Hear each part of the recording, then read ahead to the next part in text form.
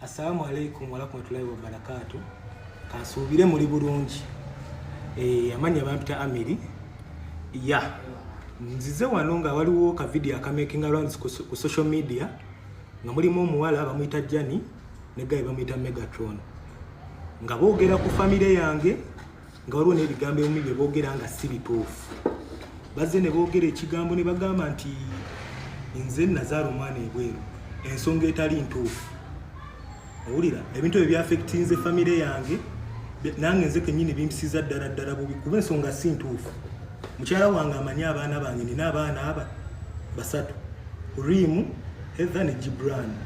Siina mwana mulala yenna wantu wonna. N'abantu abo bazze ne boogera ne bakakkanya nyazaala wange ne bakakkanya sezaala wange ne bakakkanya ne family yange. Of which ezo videos ze bakola zijja bbeerayo emyaka n'emyaka ate nga bo batattana amannya g'abantu. Okitegeera?